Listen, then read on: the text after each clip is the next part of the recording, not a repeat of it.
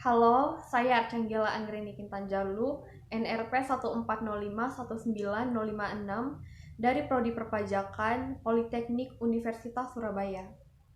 Nah, di sini saya akan menceritakan bagaimana pengalaman saya pada saat mengikuti kegiatan sosial dalam kondisi bencana alam.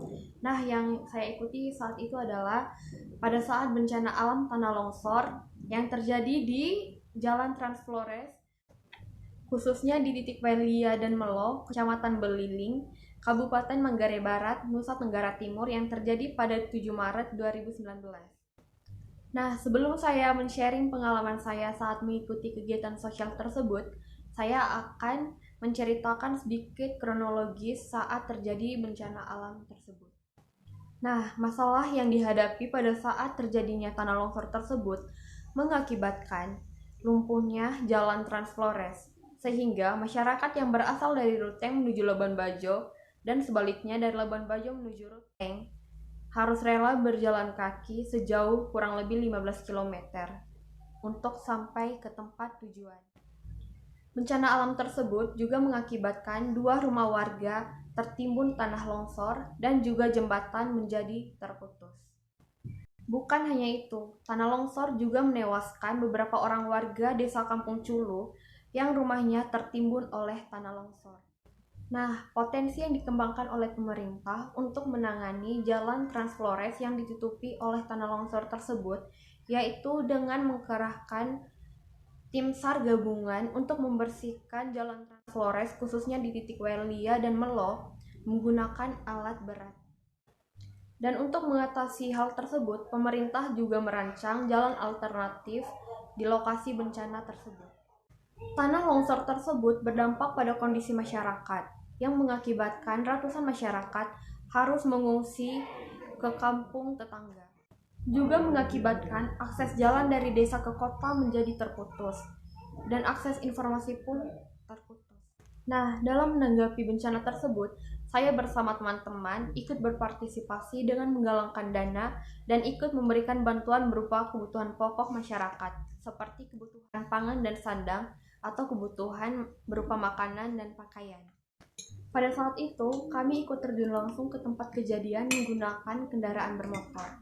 Namun, untuk melanjutkan perjalanan kami hingga sampai ke posko bencana alam, kami harus rela berjalan kaki sejauh kurang lebih 3 km sambil memikul segala bantuan yang ingin kami serahkan kepada pihak yang berwenang untuk memberikan kepada masyarakat yang membutuhkan. Pendistribusian bantuan kepada korban pun dilakukan secara adil dan merata, dengan mendata seluruh korban tanpa ada satupun yang terlewati untuk mendapatkan bantuan.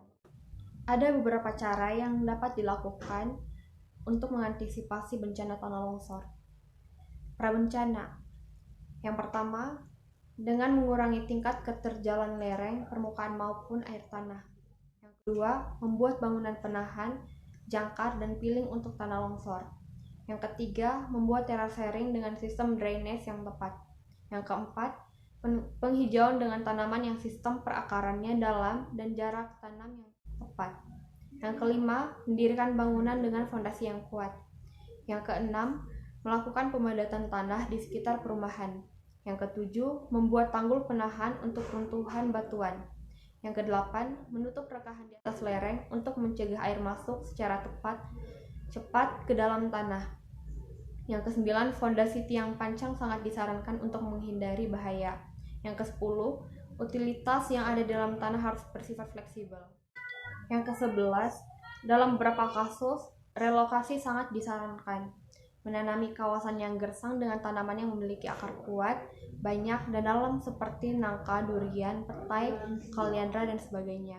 Yang ke-12, tidak mendirikan bangunan permanen di daerah tebing dan tanah yang tidak stabil atau tanah gerak. Yang ke-13, membuat selokan yang kuat untuk mengalirkan air hujan.